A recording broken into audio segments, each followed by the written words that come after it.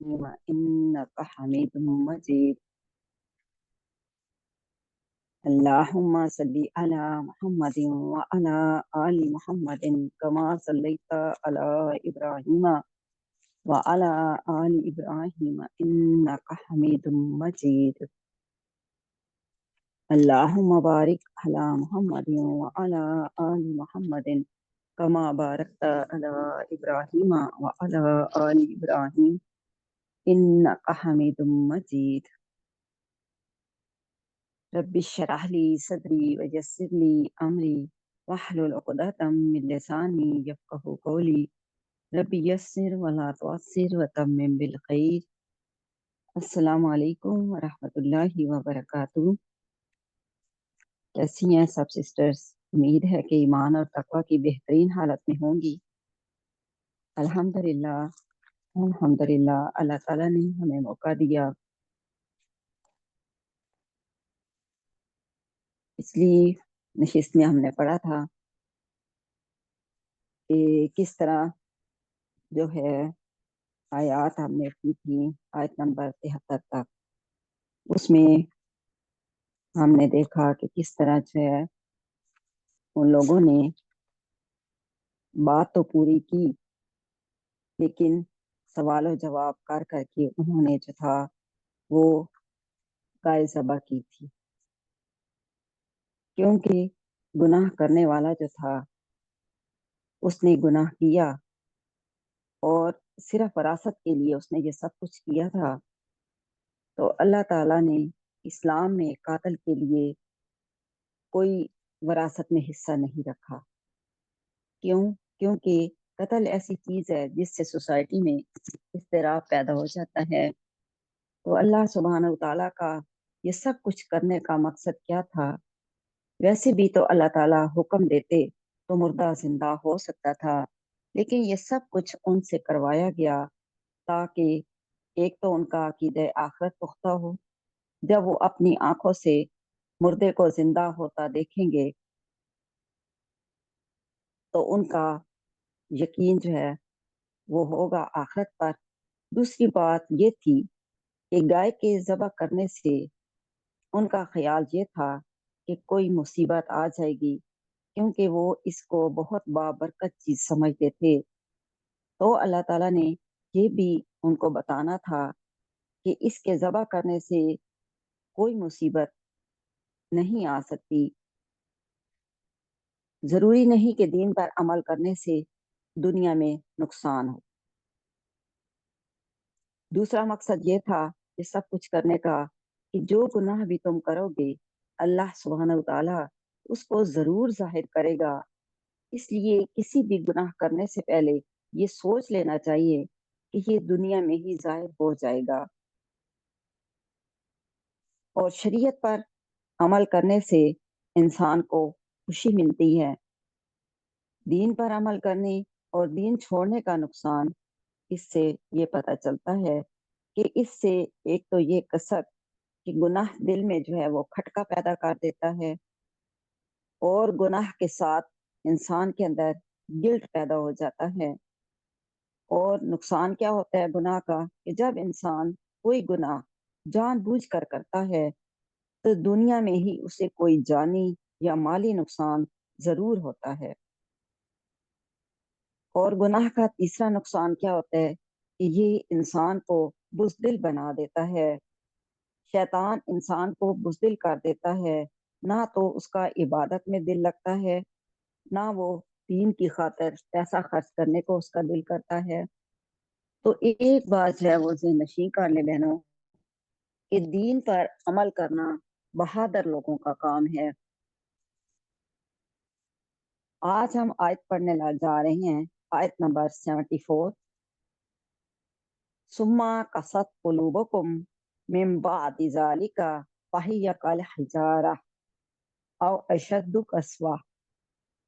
ثم جب بات پیچھے سے چل رہی ہوتی ہے تو ثم اس کی پہچان ہوتی ہے کہ یہ پچھلی بات کو ہی لے کے آگے چل رہی ہیں کہ پھر اس کے بعد قست قلوبکم ان کے دل سخت ہو گئے، من بعد اس کے بعد فہیہ کل ہجارہ، جیسے کہ پتھر، او اشد قسوہ، یا اس سے بھی زیادہ سخت، وَإِنَّ مِنَ الْحِجَارَةِ، اور بے شک پتھر بھی، لما یتفجر منہ، کہ ایسے بھی پتھر ہیں کہ جن سے دریا جاری ہو جاتی ہیں، یعنی لما یتفجر، جاری ہو جاتی ہیں، منہ ان سے، الانہار، دریا، وَإِنَّ مِنْهَا، اور بے شک اس سے، لما یشقق، جو پھٹ جاتے ہیں، فَيَخْرُجُ مِنْهُ الْمَاءُ،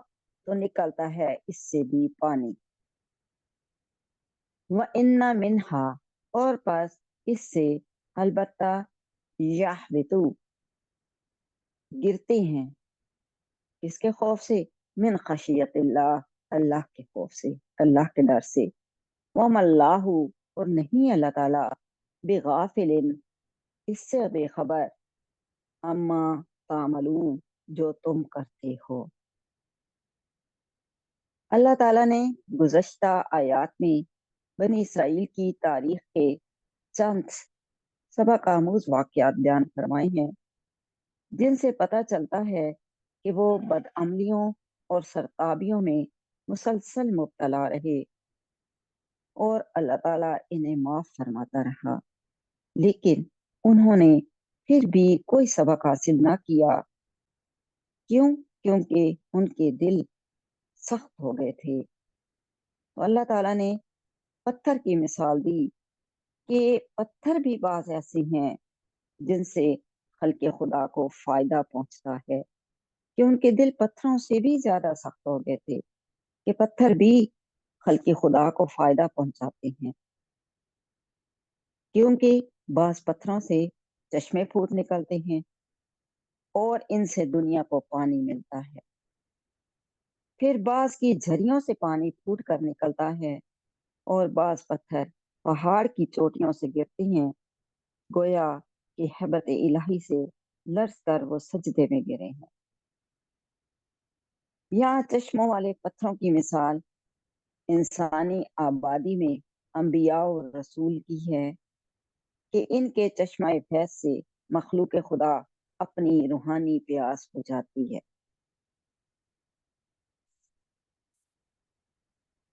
تو دل کب سخت ہوتے ہیں؟ کہ دنیا کی محبت دلوں کو سخت کر دیتی ہے۔ ان پتھروں کی محبت دل کو پتھر کر دیتی ہے۔ کون سے پتھر؟ دنیا کی چیزوں کی محبت، مادہ پرستی، کہ جب ہمیں اپنے ہی گھروں سے پیار ہوتا ہے، انہی کو ہم سجانے میں لگے ہوتے ہیں، اپنی ذات کو سجانے کے لیے ہم مختلف زیورات بدل بدل کر پہن رہے ہوتے ہیں، اور اپنی ہی پوجا کرنے پہ لگے ہوتے ہیں۔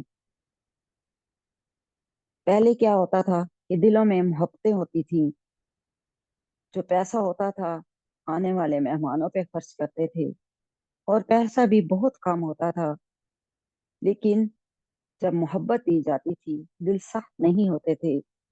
کئی کئی مہینوں، کئی کئی دن جو تھا وہ ایک دوسرے کے گھروں میں آ کر رہتے تھے، چاہے مل جل کر دال روٹی ہی کھا لیتے تھے۔ اور آج کہیں جب ہم مہمان بن کر چلے جاتے ہیں، تو جب واپس آتے ہیں تو سب سے پہلا سوال کیا ہوتا ہے کہ جہاں آپ گئے تھے آپ کی کیا مہمان نوازی ہوئی تھی؟ تو یہ چیز جو ہے وہ دلوں کو سخت کر دی ہے۔ آج دلوں میں سختی آ گئی ہے، پہلے دل نرم ہوتے تھے، محبتیں ہوتی تھی، ایک دوسرے کو محبت دیا کرتے تھے، نہ کہ کھانے پینے کے بارے میں سوال کیے جاتے تھے۔ تو پتھر جو ہوتے ہیں، پتھروں کے نیچے بھی پانی ہوتا ہے۔ جیسے بعض لوگ دیکھنے سے سخت لگتے ہیں، حالانکہ ہلکا سا ان کے اوپر ایک پرت ہوتا ہے جو قرآن پاک پڑھنے کے ساتھ ساتھ پگھلتا ہے، اور ہماری پرسنالٹی کو گولڈ میں بدل دیتا ہے۔ یہ قرآن پاک مجھے اور آپ کو پگھلا رہا ہے، جیسے गोश्त पे जब सिरका लगाकर, कुछ मसाले लगाकर, उसे कट लगाकर रख दिया जाता है, फिर उसे जब आग पे रखते हैं तो वो जल्दी गल जाता है। तो इसी तरह ये कुरान पाक की क्लास में हम शम्मा की तरह पिघले होते हैं। इस क्लास के दौरान ही हम अपने आप को मॉडिफाई कर सकते हैं। यहाँ हम फैसले कर सकते हैं, मशवरे कर सकते हैं। अपनी जिंदगी के अहम फैसले इस कुरान की महफिल में किया करें। जो दीन की बात, कुरान पाक की बात सुनकर, यानी जो दिल ऐसे हैं जो कुरान पाक की क्लास में भी बैठकर नहीं पिघलते, तो उससे क्या होता है कि दिल सख्त हो जाते हैं। यहाँ देखते हैं कि दिल की सख्ती किस चीज से होती है। एक हदीस का खुलासा है कि अल्लाह के जिक्र के अलावा ज्यादा बातें ना किया करें, क्योंकि इससे दिल सख्त हो जाते हैं। आज देख लें बहनों के टेलीफोन के पैकेजेस क्या है, ये लंबी लंबी बातें होती हैं और बेकार बातें। हालांकि काम की बात तो 5 मिनट में ही इंसान पहुंचा सकता है। इसी तरह जब इंसान कुरान पाक पढ़ने लग जाता है तो वो उसका बोलना कम हो जाता है, क्योंकि वो तदब्बुर करता है। उसका ज्यादा टाइम अल्लाह ताला की बातों पर गौर व फिक्र में गुजरने लग जाता है, क्योंकि हम जितना बोलेंगे इतनी हमसे गलतियां होंगी।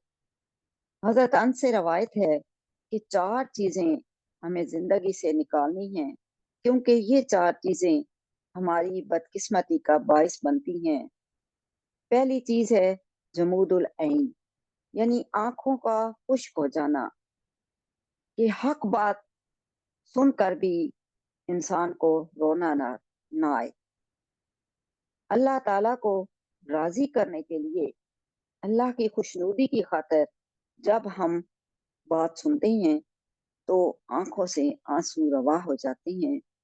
सहाबा कराम के बारे में था, हज़रत अबू बकर सदीक रजी अल्लाह ताला अन्हु और हज़रत उमर फारूक रजी अल्लाह ताला अन्हु के बारे में कहा जाता कि वो जब नबी पाक सल्लल्लाहु अलैहि वसल्लम की महफिल से उठते तो उन्हें ये फिक्र लग जाती कि जो हमारे दिल की हालत उस महफिल में थी अब क्यों नहीं है। तो वो इस बात का जिक्र नबी पाक सल्लल्लाहु अलैहि वसल्लम के सामने करते कि या नबी, कि जब हम आपकी महफिल में होते हैं तो हमारे दिल बहुत नरम होते हैं, जब हम यहाँ से दूर होते हैं तो हमारे दिलों की वो हालत नहीं होती। कहीं हमारे दिल, हमारी आंखें खुश्क तो नहीं हो गई। तो नबी पाक सल्लल्लाहु अलैहि वसल्लम का यही जवाब होता कि ये कुरान पाक ऐसी चीज है जो इंसान के सख्त से सख्त दिल को भी नरम कर देता है। फिर दूसरी चीज आ जाती है सकावतुल कल्बी, कि जिसका दिल सख्त हो गया उसे कोई खैर न मिलेगी। तीसरी चीज है तूलुल अमल, लंबी आरजुएं करना, कि इस दुनिया में रहते हुए सिर्फ और सिर्फ इन्हीं आरजुओं में लगे रहना, इसी दुनिया को बेहतर बनाने की कोशिश करना, अपनी जात की फिक्र करना, अपना पहनना ओढ़ना उसी को खूबसूरत बनाना, घरों की खूबसूरती को देखना। ये क्या है? ये सब चीजें लंबी आरजुएं हैं जो इंसान को ना इस दुनिया के काबिल रहने देती हैं और ना उसके लिए अगली दुनिया मिल सकती है। फिर चौथी बात है हिरसुन अलग दुनिया, कि दुनिया की हिर्स, ये दोनों आपस में मिलती जुलती हैं। उसमें क्या है कि लंबी लंबी आरजुएं करना। और यहाँ क्या है, चौथी चीज क्या है, ये हदीस का खुलासा हम पढ़ रहे हैं कि जिसमें दुनिया की हिर्स, यानी सिर्फ इतना कुछ ले लेना जो जरूरत का हो, बल्कि हिर्स नहीं करनी। और अल्लाह ताला के इशारों को समझना। अल्लाह ताला के इशारे क्या हैं कि अगर कोई हादसा, कोई दुख, कोई तकलीफ आ गई तो अल्लाह से दूर होने की बजाय अल्लाह के करीब हो जाना। ऐसा दुख, ऐसी तकलीफ जब इंसान पर आती है तो वो और अल्लाह के करीब हो जाता है। उसे इस बात का यकीन हो जाता है कि अल्लाह ताला یہ چھوٹی چھوٹی آزمائشیں مجھ پر دے کر مجھے اپنے کام کے لیے چن رہا ہے۔ تو جو بندہ اس دکھ سکھ کے بعد خیر کے کاموں میں آ گیا تو گویا وہ فلاح پا گیا، اللہ نے اسے چن لیا۔ تو اللہ تعالیٰ سے یہ دعا کرتی ہیں کہ اللہ ہمیں اتنا سخت نہ کرنا کہ یہ کلام بھی ہمیں نرم نہ کر سکے۔ گویا کہ پھول کی پتی سے کٹ سکتا ہے ہیرے کا جگر، تو مرد نازاں پر یہ کلام ہے بے اثر۔ اس کے علاوہ دل کو سخت کرنے والی چیزیں، اس میں بخل آ جاتا ہے جب ہم یہ سوچتے ہیں کہ جو میرے پاس ہے کسی اور کے پاس نہ ہو۔ اس کے علاوہ جب ہم سود لیتے ہیں، سود خوری، پھر نیک لوگوں کی عزت نہ کرنا بلکہ ان کا مذاق اڑانا، اور دوسرا ایک دوسرے سے محبت کی بجائے ایک دوسرے سے نفرت کرنا، غلط غلط ناموں سے پکارنا، اور اپنے آپ میں تکبر میں رہنا، نہ کہ دوسروں کو عزت دینا۔ یہ تمام چیزیں کیا ہیں؟ ان کو ہم نے اپنی زندگی سے نکالنا ہے تاکہ ہمارے دل جو ہیں وہ نرم ہو جائیں۔ پھر ہے جی آیت نمبر 75۔ افتطمعون ان یؤمنوا لکم وقد کان فریق منہم یسمعون کلام اللہ ثم یحرفونہ من بعد ما عقلوہ وہم یعلمون۔ افتطمعون، اب یہاں پہ کیا ہے؟ اللہ تعالیٰ اپنے نبی پاک صلی اللہ علیہ وسلم کو تسلی دے رہی ہیں کہ افتطمعون، کیا تم توقع رکھتی ہو ان یؤمنوا، کہ وہ ایمان لائے۔ اب یہ کون ہیں ایمان لانے والے؟ مسلمان، مدینہ کے مسلمان، ان کی بات ہے کہ ان یؤمنوا لکم، کہ وہ تمہاری بات مانے، وقد کانا فریقن، اور ان میں سے ایک گروہ ایسا تھا۔ اب یہ گروہ کون سا تھا؟ یہ علماء یہود تھے۔ یسمعون، کہ سنتا تھا وہ کلام اللہ، اللہ کا کلام۔ یہ کون سا کلام اللہ ہے؟ تورات کی بات ہو رہی ہے۔ ثم یحرفونہ، پھر بدل دیتے تھے اس کو، من بعد ما عقلوہ، اس کو سمجھنے کے بعد، وہم یعلمون، اور وہ اس سے جانتے تھے۔ کہ جاننے ماننے کے باوجود جو تھے وہ ایسے کرتے تھے کہ جیسے انہیں کچھ سمجھ نہ آیا۔ تو یہاں پہ علماء کی بات ہو رہی ہے کہ کوئی قوم جو ہے وہ سخت نہیں ہوتی جب تک کہ اس کے مذہبی طبقے کے دل سخت نہ ہو جائیں۔ تطمعون، تم توقع رکھتے ہو، یہ لفظ تما سے نکلا ہے جس کے معنی ہے لالچ کرنا، حرص کرنا، اور دوسرے معنی امید اور توقع کے بھی ہیں۔ یہاں کے دوسرے معنی ہی مراد ہیں۔ یحرفونہ، وہ اسے بدل دیتے ہیں۔ اس لفظ کا مادہ کیا ہے؟ حرف ہے، حرف سے یہ نکلا ہے، یعنی تحریف، جس کے معنی ہے بدل ڈالنا۔ یہ تبدیلی دو طریقوں پر ہوتی تھی۔ پہلی تھی تحریف لفظی، لفظوں کو بدل ڈالنا، ان کا تلفظ بدل دینا، یعنی زبر زیر کی غلطی کر دینا۔ تو کیا ہوتا تھا کہ لفظ کی حقیقت بدل جاتی تھی، جیسے کہ پچھلی آیات میں ہم نے پڑھا کہ یہود نے حتتن کی جگہ ہنتتن لگا دیا، اسی طرح رائنا کی جگہ رائنا کہا، اور دوسرا معنی ہے تحریف معنی، یعنی الفاظ کے معنی بدل دینا، ترجمہ اور تشریح کو کچھ سے کچھ کر دینا، نعوذ باللہ۔ اللہ تعالیٰ نے یہودیوں کی تاریخ کے اہم واقعات سنا کر اس سے پہلی آیت میں یہ بتایا کہ یہ لوگ ان باتوں سے کوئی عبرت قبول نہیں کرتے۔ کیوں؟ کیونکہ ان کے دل پتھر سے بھی زیادہ سخت ہو چکے ہیں۔ ان کے دلوں پر عبرتناک واقعات کا کوئی اثر نہیں ہوتا۔ تو اس آیت میں اللہ تعالیٰ مسلمانوں کو سمجھاتے ہیں کہ کیا تم اس بات کی آرزو کرتے ہو کہ یہ تمہاری بات مان لیں گے؟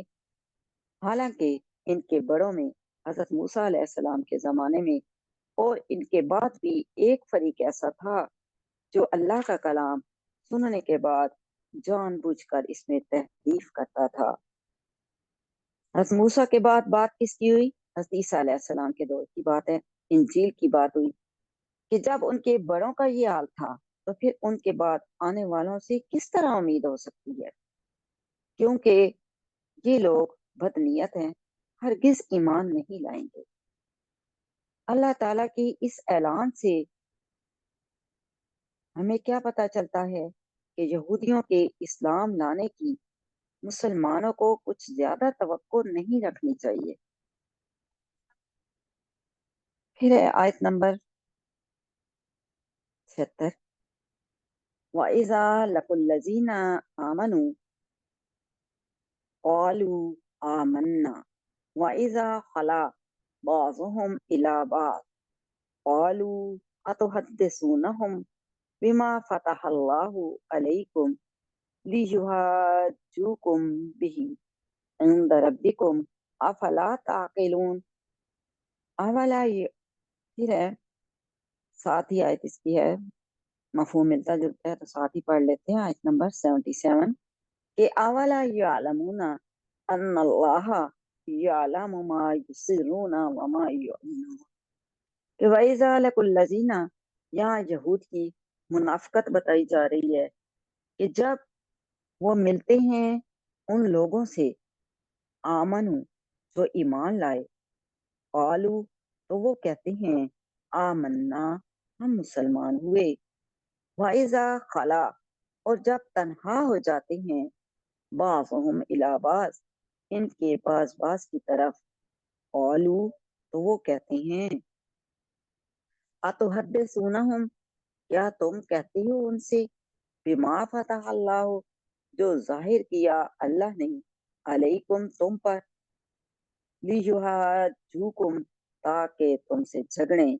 بہی اس پر، عند ربکم اپنے رب کے سامنے، افلا تعقلون کیا تم نہیں سمجھتے، اولا یعلمون کیا نہیں جانتے وہ، ان اللہ یہ کہ اللہ یعلم جانتا ہے، ما یسرون جو وہ چھپاتے ہیں، وما یعلنون اور جو ظاہر کرتے ہیں۔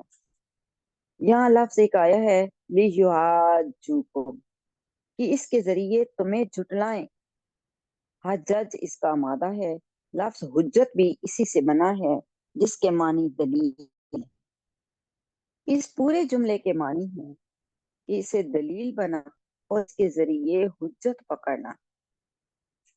تو رات میں تحریف کرنے والے یہودی اپنے منافق دوستوں کو کہا کرتے تھے کہ تم اپنی کتاب کی تعلیم مسلمانوں کو بتلا کر اس کے ذریعے اپنے خلاف مسلمانوں کے ہاتھ میں دلائل دیتے ہو۔ یہاں سے ان یہودیوں کا ذکر شروع ہو رہا ہے جو کہ منافق تھے۔ یہ لوگ جب کبھی مسلمانوں سے ملتے تو آخری نبی صلی اللہ علیہ وآلہ وسلم پر اپنا ایمان ظاہر کرتے اور انہیں خوش کرنے کے لیے اس آخری نبی حضرت محمد مصطفیٰ صلی اللہ علیہ وآلہ وسلم کی تائید اور تصدیق کے لیے وہ تمام پیشین گوئیاں اور علامتیں بیان کرتے جو ان کی مذہبی کتاب تورات میں موجود تھی۔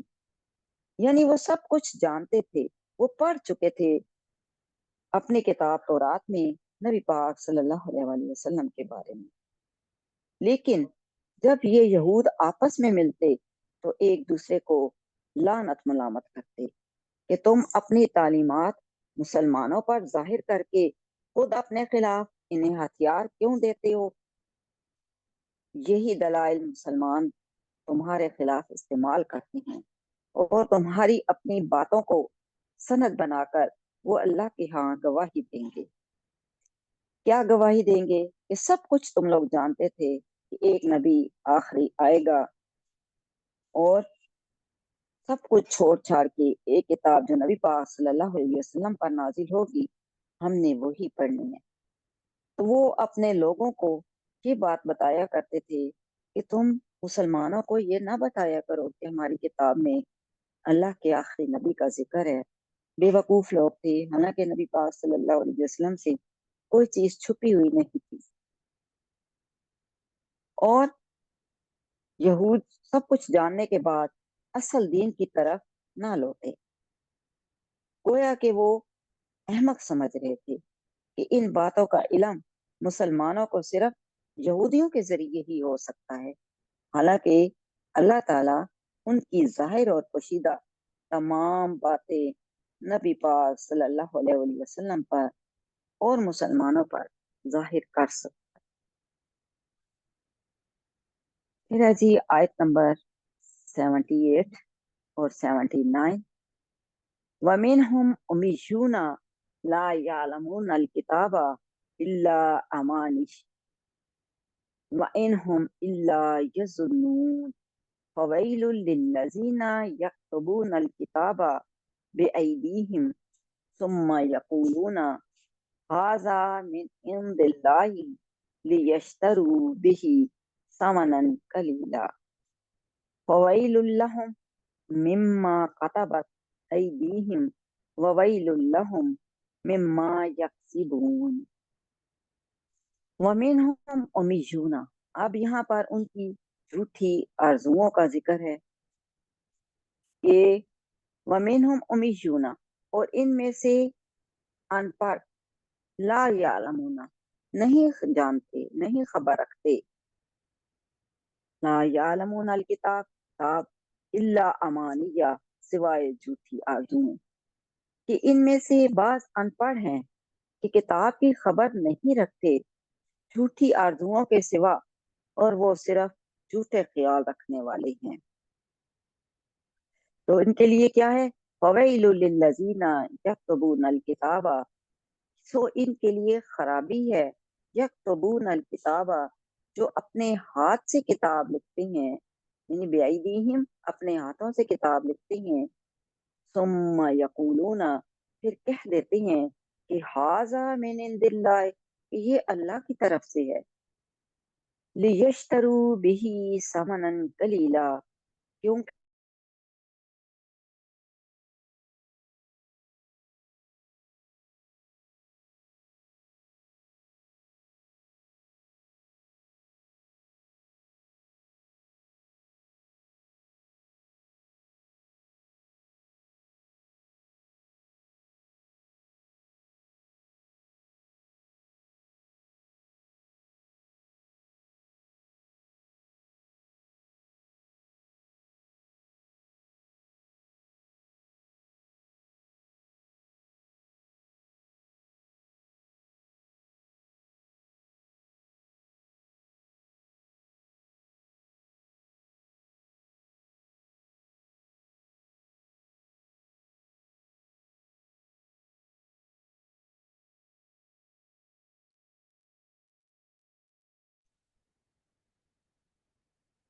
تو یہ دو معنوں میں استعمال ہوتا ہے۔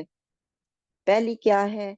ایسی آرزو کہ جس کی کوئی حقیقت نہ ہو، کوئی شخص محض خیال خام میں ہی مگن رہے، یعنی جھوٹے خیالوں میں، جھوٹی آرزوؤں میں وہ اپنے آپ کو مصروف رکھے، اور دوسری، کوئی شخص جھوٹی روایات اور خرافات میں مبتلا رہے۔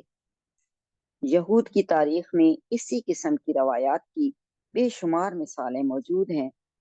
مثلا ان کی یہ خام خیالی تھی کہ جنت میں ان کے سوا کوئی اور نہ جائے گا۔ ان کا خیال تھا کہ حضرت ابراہیم علیہ السلام ہمیں کبھی بھی جہنم میں نہیں جانے دیں گے، اگر ہم جانے لگیں گے تو ہمیں ہاتھ پکڑ کر جنت کی طرف لے جائیں گے۔ یہ ان کی خام خیالی تھی۔ نام کہ وہ حضرت ابراہیم علیہ السلام کو مانتے تھے، لیکن ان کے طریقوں پر عمل کرنا نہیں چاہتے تھے، کہ یہ عمل کرنا ان کو مشکل لگتا تھا، لیکن ان خام خیالی میں رہتے تھے کہ وہ ہمیں جنت میں لے کر جائیں گے، جو کہ صاف ظاہر ہوتا تھا کہ یہ ان کا جھوٹی روایات اور خرافات ہیں۔ پھر ایک لفظ آیا ہے سامنن، جس کا مطلب ہے قیمت۔ اس لفظ کے معنی صرف نقد یا زر کے نہیں ہیں، بلکہ جو چیز بھی کسی چیز کے معاوضے میں حاصل ہوئی ہو وہ اس کا ثمن ہے۔ اس آیت میں ثمن سے مراد دینوی معاوضہ ہے۔ پھر ہے مما یکسبو، کہ ان کی کمائی۔ اس کے یہاں دو معنی ہیں، ایک ان کے گناہوں کا ڈھیر، کیونکہ وہ لوگ اپنی ان حرکتوں سے اپنے گناہوں میں اضافہ کرتے چلے جاتے۔ دوسرا وہ مالی نفع جو کتاب اللہ میں تبدیلی یا تحریف کر کے یہ لوگ حاصل کرتے تھے، یعنی وہ ساری تعریف اس مقصد کے لیے کرتے تھے کہ اس سے ان کو مالی فائدہ حاصل ہو۔ یہودیوں کے جاہل طبقے کو معلوم نہ تھا کہ تورات میں کیا لکھا ہے، وہ بس چند جھوٹی آرزوؤں سے واقف تھے جو انہوں نے اپنے بزرگوں سے سن رکھی تھی، اور توقع رکھتے تھے کہ ان کے بزرگ ان کے گناہ بخشوا دیں گے۔ اللہ تعالیٰ فرماتا ہے کہ ان لوگوں کے لیے سخت خرابی ہے جو اللہ کے احکام بدل ڈالتے ہیں اور کہتے ہیں کہ یہ تو خود اللہ تعالیٰ کا حکم ہے۔ پھر ہے جی آیت نمبر 80، وَقَالُوا لَن تَمَسَّنَا النَّارُ إِلَّا أَيَّامًا مَّعْدُودَاتٍ قُلْ اتخذتم عند الله عهدا فلن يخلف الله عهده ام تقولون على الله ما لا تعلمون۔ اور وہ کہتے ہیں کہ لن تمسنا النار، کہ نہیں چھوئے گی آگ، الا مگر ایام معدودات، مگر چند دن گنتی کے۔ قل کہہ دیجئے، اللہ تعالیٰ نبی پاک صلی اللہ علیہ وسلم سے فرما رہے ہیں کہ کہہ دیجئے، اتخذتم، کیا تم لے چکے ہو، عند اللہ، اللہ سے، احدن، کوئی اقرار، فلا یخلف اللہ، کہ نہیں وہ خلاف کرے گا اللہ، آدہ، اپنا اقرار۔ ام تقولون، کیا تم کہتے ہو، علی اللہ، اللہ پر، ما لا تعلمون، جو تم نہیں جانتے۔ کہ یہ لوگ کہتے ہیں کہ ہم کو ہرگز آگ نہیں لگے گی مگر چند دن گنتی کے۔ کہہ دو کہ کیا تم اللہ کے ہاں سے اقرار لے چکی ہو کہ اللہ اب اپنے اقرار کے خلاف ہرگز نہ کرے گا، یا اللہ پر جوڑتے ہو جو تم نہیں جانتے۔ یہاں لفظ آیا ہے النار۔ نار کیا ہے؟ آگ۔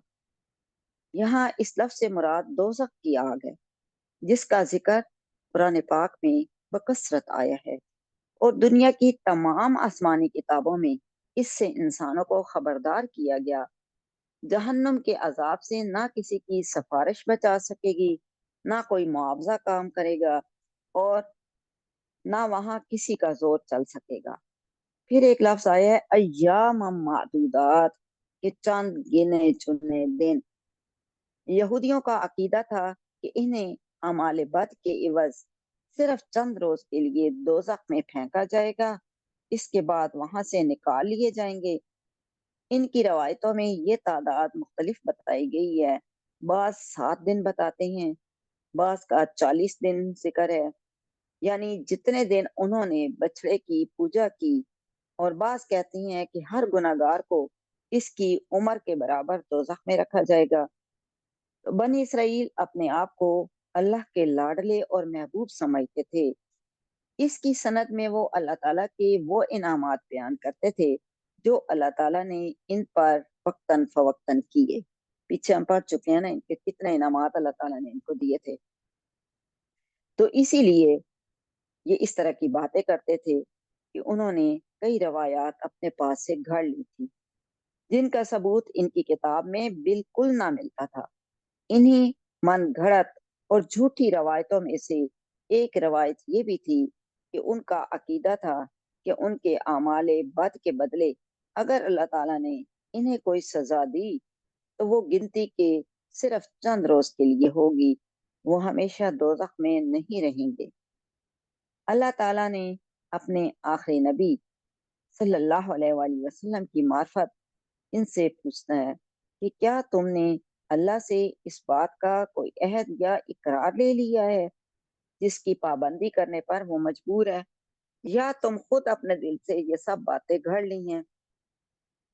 اس کا جواب اس کے سوا کچھ نہیں کہ ان کے یہ سب دعوے محض من گھڑت ہیں۔ ان باتوں کے لیے ان کے پاس مذہب کی کوئی سند موجود نہیں۔ پھر ہم دیکھتے ہیں آیت نمبر 81 اور 82، بلا من کسبا سیئاتن وَأَحَاطَتْ بِهِ خَطِیئَتُهُ فَأُولَئِکَ أَصْحَابُ النَّارِ هُمْ فِیہا خَالِدُونَ وَالَّذِینَ آمَنُوا وَعَمِلُوا الصَّالِحَاتِ أُولَئِکَ أَصْحَابُ الْجَنَّةِ هُمْ فِیہا خَالِدُونَ۔ بلا کیوں نہیں، من کا سبا جس نے کمایا، کیا کمایا؟ سیئاتن گناہ، وَأَحَاطَتْ بِهِ اور گھیر لیا اس کو، خطیئتہ اس کے گناہ نے، فَأُولَئِکَ أَصْحَابُ النَّارِ تو وہی ہیں رہنے والے دوزخ، ہم فیہا خالدون وہ اس میں ہمیشہ رہیں گے۔ والذین آمنوا اور جو لوگ ایمان لائے، دیکھیں جہاں اللہ تعالیٰ دوزخ کا ذکر کرتے ہیں، ساتھ جنت کا بھی ذکر کر دیتے ہیں، تاکہ میرے بندوں کے دل جو ہیں وہ مجھ سے خراب نہ ہوں، بلکہ نیک عمل اور برے عمل کا انہیں معلوم ہو کہ برے عمل کا بدلہ جہنم جبکہ نیک عمل کا بدلہ جنت۔ تو آیت نمبر 82، والذین آمنوا اور جو لوگ ایمان لائے، وعملوا الصالحات اور نیک عمل کیے، اولئک اصحاب الجنہ وہی ہے جنت میں رہنے والے، ہم فیہا خالدون وہ اس میں ہمیشہ۔ یہاں آیت نمبر 81 میں دیکھا کہ وَأَحَاطَتْ بِهِ خَطِیئَتُهُ کہ اس کو اس کے گناہ نے گھیر لیا۔ اس کا مطلب یہ ہے کہ انہوں نے جان بوجھ کر بدی کی راہ اختیار کی اور پھر گناہوں کے اندر اس طرح گر گئے کہ ایمان کے لیے کوئی گنجائش بھی باقی نہ رہی۔ یہ حالت اہل کفر کی ہے، اس لیے مفسرین نے یہاں اس سے مراد کافر لیے ہیں۔ پھر عامل الصالحات کہ انہوں نے اچھے عمل کیے، آخرت میں حصول جنت اور دنیا میں بھی کامیابی اور کامرانی کے لیے ایمان کے ساتھ اچھے اعمال کو لازمی شرط قرار دیا ہے۔ اچھے اعمال سے مراد کیا ہے؟ وہ کام جو انسان اللہ تعالیٰ کے احکام کے مطابق بجا لائے۔ بنی اسرائیل نے بہت سے جھوٹے عقیدے گھڑ لیے تھے اور یہ عقیدے نسل در نسل چلے آ رہے تھے، مثلا یہ کہ وہ اللہ تعالیٰ کے چہیتے اور لاڈلے ہیں، انہیں ان کے گناہوں کی سزا نہیں ملے گی، اور اگر ملی بھی تو صرف چند روز کے لیے، نیز یہ کہ ان کے بزرگ انہیں بخشوا لیں گے۔ ان عقیدوں کی آڑ میں یہ لوگ ہر ناجائز اور حرام عمل اور کردار سے ہرگز نہ رکتے تھے، اور اس خام خیالی میں مبتلا تھے کہ ان کے لیے اب سے دین کی پیروی کرنا یا آخری نبی صلی اللہ علیہ وآلہ وسلم کی تعلیمات کو ماننا ضروری نہیں۔ نعوذ باللہ، اللہ تعالیٰ نے اس آیت میں ان کے اس غلط گمان کی تردید کر دی اور یہ بتلا دیا کہ نجات کا دار و مدار صرف دو باتوں پر ہے۔ پہلی یہ کہ آدمی اللہ پر ایمان رکھتا ہو، اور دوسرا یہ کہ وہ نیک عمل کرتا ہو، یعنی اللہ تعالیٰ کے احکامات کو صدق کے دل سے مانے اور ان کی تعمیل کرنے پر جزا و سزا کا دار و مدار ہے۔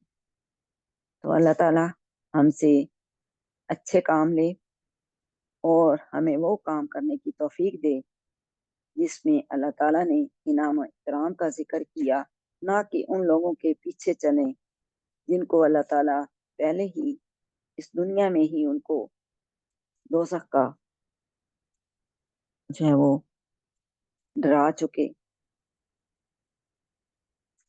چلیں جی، یہاں تک مکمل کرتے ہیں ہم आयत नंबर 82 तक आज हमने पढ़ा। अल्लाह ताला आप सब बहनों का आना, कुरान पाक सुनना, बैठना कबूल फरमाएं और आपके दिल की तमाम जायज़ हाजात को पूरा फरमाएं। जो आपके दिल की तमन्नाएं हैं, जो ख्वाहिशात है, उनको भी पूरा करें और इंशाअल्लाह इस दुनिया में भी अल्लाह ताला पूरी करेंगे और आखिरत में भी अल्लाह ताला हमारी तमाम मुरादें पूरी करेंगी। इसका बदला हमें इंशाअल्लाह जन्नत में मिलेगा। तो अपने दिल में आपकी कोई ख्वाहिश है, कोई दुआ है, तो इस वक्त आप जरूर कर लिया करें। जब आप कुरान पाक की महफिल में बैठी होती हैं तो फरिश्ते हमारे आसपास मौजूद होते हैं। आप ये ना समझा करें कि आज लोग जो हैं वो कम हैं, तो उनकी जगह फरिश्तों ने ली होती है और वो हमारा जो हम इस महफिल में जिक्र करते हैं मनवान अल्लाह ताला तक पहुंचाते हैं। अल्लाह ताला हमारा ये बैठना और हमारी छोटी सी ये कोशिश कबूल कर ले और इसको अल्लाह ताला हमारे रियाकारी में न लाए। अगर हमसे कोई भूल चूक हो गई है तो अल्लाह ताला हमें माफ कर दें। सुब्हानक अल्लाहुम्मा व बिहम्दिका नशहदु अल्ला इलाहा इल्ला अंता नस्तगफिरुका व नतूबु इलैक। सुब्हान रब्बिका रब्बिल इज्जति अम्मा यसिफून व सलामुन अलल मुरसलीन। अल्हम्दुलिल्लाहि रब्बिल आलमीन।